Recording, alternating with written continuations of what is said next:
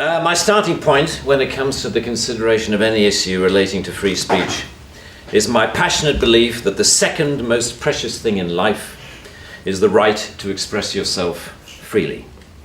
The most precious thing in life, I think, is food in your mouth, and the third most precious is a roof over your head.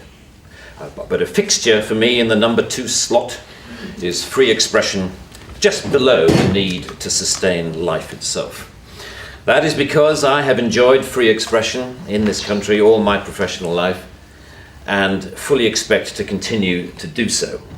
Personally, I suspect highly unlikely to be arrested for whatever laws exist to contain free expression because of the undoubtedly privileged position that is afforded to those of a high public profile. So my concerns are less for myself and more for those more vulnerable because of their lower profile. Like the man arrested in Oxford for calling a police horse gay, or the teenager arrested for calling the Church of Scientology a cult, or the cafe owner arrested for displaying passages from the Bible on a TV screen. When I heard of some of these more ludicrous offences and charges, I remembered that I had been here before in a fictional context. I once did a show called Not the 9 O'Clock News some years ago, and we did a sketch where Griff Rhys-Jones played Constable Savage, a manifestly racist police officer to whom I, as his station commander, is giving a dressing down for arresting a black man on a whole string of ridiculous, trumped up and ludicrous charges. The charges for which Constable Savage arrested Mr. Winston Kadogo of 55 Mercer Road were these: walking on the cracks in the pavement, walking in a loud shirt in a built-up area during the hours of darkness, and one of my favourites, walking around all over the place. He was also arrested for urinating in a public convenience and looking at me in a funny way. Who would have thought that we would end up with a law that would allow life to imitate art so exactly? I read somewhere a defender of the status quo claiming that the fact that the gay horse case was dropped after the arrested man refused to pay the fine, and that the Scientology case was also dropped at some point during the court process, was proof that the law was working well, ignoring the fact that the only reason these cases were dropped was because of the publicity that they had attracted. The police sensed that ridicule was just around the corner and withdrew their actions. But what about the thousands of other cases that did not enjoy the oxygen of publicity, that weren't quite ludicrous enough to attract media attention?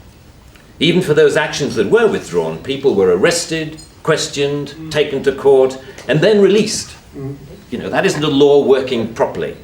That is censoriousness of the most intimidating kind, guaranteed to have, as Lord Dear says, a chilling effect on free expression and free protest. Parliament's Joint Committee on Human Rights summarised, as you may know, this whole issue very well by saying, while arresting a protester for using threatening or abusive speech may, depending on the circumstances, be a proportionate response, we do not think that language or behaviour that is merely insulting should ever be criminalised in this way.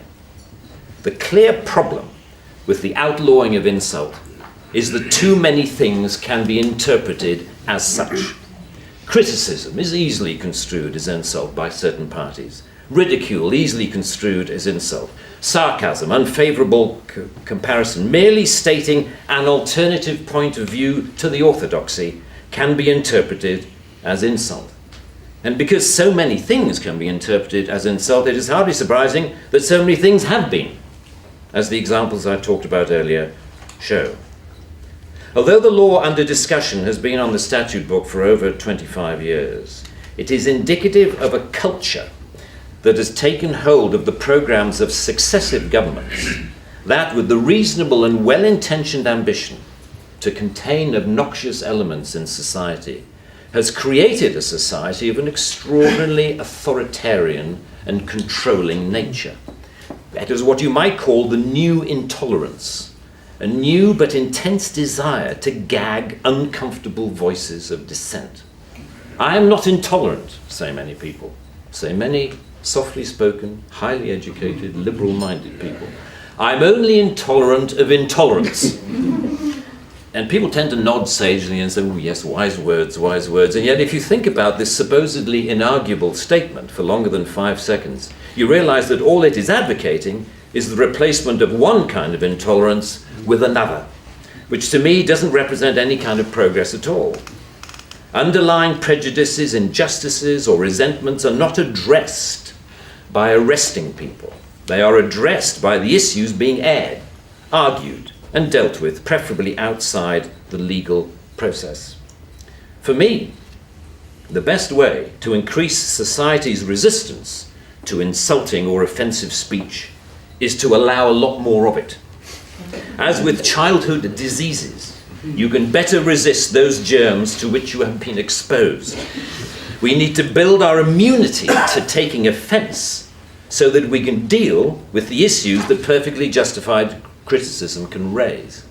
Our priority should be to deal with the message, not the messenger. As President Obama said in an address to the United Nations only a month or so ago, laudable efforts to restrict speech can become a tool to silence critics or oppress minorities. The strongest weapon against hateful speech is not repression, it is more speech. And that's the essence of my thesis, more speech. If we want a robust society, we need more robust dialogue, and that must include the right to insult or to offend. And even if, as Lord Dear says, the freedom to be inoffensive is no freedom at all. The repeal of this word in this clause will be only a small step, but it will, I hope, be a critical one in what should be a longer-term project to pause and slowly rewind a creeping culture of censoriousness. It is a small skirmish in the battle, in my opinion, to deal with what Sir Salman Rushdie refers to as the outrage industry. Self-appointed arbiters of the public good, encouraging media-stoked outrage to which the police feel under terrible pressure to react. A newspaper rings up Scotland Yard. Someone has said something slightly insulting on Twitter about someone who we think a national treasure. What are you going to do about it? And the police panic and they scrabble around and then grasp the most inappropriate lifeline of all, Section 5 of the Public Order Act, that thing where you can arrest anybody for saying anything that might be construed by anyone else as insulting. They don't seem to need a real victim. They need only to make the judgment that somebody could have been offended if they had heard or read what has been said. The most ludicrous degree of latitude. The storms that surround Twitter and Facebook comment have raised some fascinating issues about free speech, which we haven't really yet come to terms with. Firstly, that we all have to take responsibility for what we say, which is quite a good lesson to learn. But secondly, we've learned how appallingly prickly and intolerant society has become of even the mildest adverse comment. The law should not be aiding and abetting this new intolerance. Free speech can only suffer if the law prevents us from dealing with its consequences. I offer my wholehearted support to the Reform Section 5 campaign. Thank you very much.